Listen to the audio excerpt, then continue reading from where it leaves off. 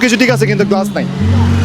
তো আমার এখন হুট করে চিন্তা আসছে যে বৃষ্টি আসবে, আমি বৃষ্টির সময় কেমনে চা বিক্রি করবো। আমার মেয়েকে ছাড়া থাকতে আমার খুব কষ্ট হয় ভাইয়া। আর এই টাকাটা আমার বাচ্চা মাছ মুরগি খাইতে পারবে, এটাই খুশি। এই টাকাটা কে দিবে? আপনি কি মনে সম্ভব সত্য এদিকে আপনার? ও আচ্ছা আচ্ছা আচ্ছা। আমাকে একটা ভাই নাম হচ্ছে জাবেদ, হ্যাঁ, উনি মনে হয় কালকে এখানে চা খেতে আসছিল, হ্যাঁ, তো আপনার কথা বলছে, আপনি এখানে বসে বসে কান্না করতেছিলেন, আপনাকে দেখে যেতে বলছে। কিন্তু আমাকে এক কথা বলছে, ভাই উনি এতিম, একটু দেখে যাবেন ওনাকে। সে কারণে আমি দেখতে আসছি আপনাকে। আর কি সমস্যা একটু বলবেন আমাকে? আমার মেয়ের জন্য ভাইয়া, আমার মেয়েকে মারতে চাইতেছি, তো ভর্তি করাইছি অনেক কষ্ট করে। এখন ওই বেতন টেতন নিয়ে একটু টেনশনে আছি। মানে এখন রমজান মাস তো, এখন চা এতটা চলে না, তারপরে হচ্ছে গিয়ে ইনকাম ততটা নাই, বাচ্চার বেতন দিতে পারতেছি না, ঘর ভাড়া, খাওয়ান খরচ, বাচ্চার একটা খাওয়ান খরচ দেওয়া লাগে, নাস্তা দেওয়া লাগে। গ্লাস লাগান না কেন? হ্যাঁ, এটা বলে দিছি ভাইয়া। পলি দিকে আপনি ব্যবসা করতে পারবেন, এখানে আগুন জ্বালান না আপনি?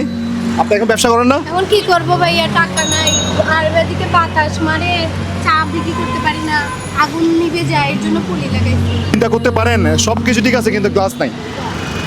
আর গ্লাস ছাড়া তো আসলে কোনোভাবে চায়ের ব্যবসা করা সম্ভব না, চুলা নিভে যাবে। হ্যাঁ, এই ধরনের ব্যবসা করেন কয় বছর ধরে আপনি? এই নতুন ভাইয়া 5 মাস হয়েছে। এর আগে কি করতেন? এর আগে বেলপুরি বিক্রি করতাম কোথায় বিক্রি করতেন? জিসি মোড়ে, টেবিল নিয়ে ভাইয়া বিক্রি করতাম বেলপুরি। আচ্ছা ঠিক আছে, আপনার এটা গ্লাস লাগানো ইনশাল্লাহ ব্যবস্থা হবে, যেহেতু আমি আসছি। আপনার বাড়ি কোথায়? বাড়ি সিলেট। আপনার হাজবেন্ড কি করে? হাজবেন্ড নাই ভাইয়া, আমি ডিভোর্সি। আমার একটা বাচ্চাই আছে, শুধু মেয়ে। সামনা শুনতে ডিভোর্সি? জি। কত? আমার 22। আপনার মেয়ে বয়স কত? 8 বছর। তার মানে আপনি কয় বছর বয়সে বিয়ে করছেন? আমার খুব কম বয়সে বিয়ে হয়েছে ভাইয়া, আমার খুব কম বয়সে বিয়ে হয়েছে। আমার মা বাবা নাই, তো আমি এতি। মা বাবা নাই আপনার? না, আমার আম্মু আব্বু নাই। এখানে কই থাকেন? এখানে বসুন্ধরা থাকি ভাইয়া। আপনি নিজে বাসা নিছেন? একটা আপুর সাথে সাবলেটে আছি আর কি। আমার শুধু একটা আফসোস ভাইয়া, যে আমি আজকে এটা নিছি, যে এটার কাহিনী যারা আমাকে চিনে তারা জানে আমি এই জিনিসটা কেমনে, এই জিনিসটা করে আমি এই জায়গায় দাঁড়িয়েছি। কিন্তু আমার এখন হুট করে চিন্তা আসছে যে বৃষ্টি আসবে, আমি বৃষ্টির সময় কেমনে চা বিক্রি করব, আমার মেয়েকে কেমনে পালবো, বৃষ্টির সামনে বৃষ্টি। ব্যবসা করলে হয় না, এটা পরিপূর্ণ থাকতে হবে। এটা কিছু যদি সামনে বাড়ানো যায় তাহলে বিশেষ সময় সে অ্যাটলিস্ট ভালো মতো ব্যবসা করতে পারবে। এটা হচ্ছে আপনার লোকেশনটা হচ্ছে বরপল অ্যাক্সেস রোডে ফেলে সামনে আসলে হচ্ছে আপনার হচ্ছে জেন্টাল পার্কের পাশেই। আমরা চাচ্ছি সবাই মিলে ওনার এই যেটা ফুড কার্ট আছে এটা পরিপূর্ণতা করে দিতে, মানে বৃষ্টির সময় যেন তার ব্যবসা করতে কোনো ঝামেলা না হয় এটা করে দিতে। আর পাশাপাশি আমি ওনার মেয়ের মাদ্রাসার বেতনটা আমি দিয়ে দিচ্ছি। আর ভাইয়া একটা কথা বলার ছিল। বলেন। আমি ভাই আমার মেয়েকে ছাড়া থাকতে আমার খুব কষ্ট হয় ভাইয়া।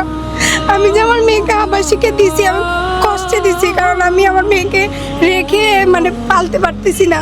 অনেক শুভাকাঙ্ক্ষী আছে যারা বারবার মাদ্রাসায় ভর্তি করানোর জন্য আমার কাছে বাচ্চা খুঁজে, বুঝতে পারছেন? যেহেতু একটা পেয়ে গেছি, ওরা ওইভাবে 5 থেকে 6 মাসের বেতন একসাথে দিয়ে দিবে। আমি ওই মাদ্রাসায় যাব।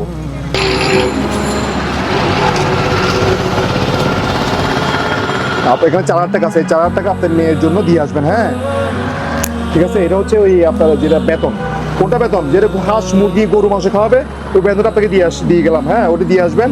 আর পাশাপাশি দেখি কোনো শুভাকাঙ্ক্ষী যদি আগে আসে আমরা এটা কাজ আপনাকে করে দেবো ইনশাল্লাহ। হ্যাঁ, আর এই টাকাটা আমার বাচ্চা মাছ মুরগি খাইতে পারবে, এটাই খুশি। আপাতত 1 মাসের বেতন দিতে বলছে। হ্যাঁ, পরে উনি দেখবে বলছে উনি।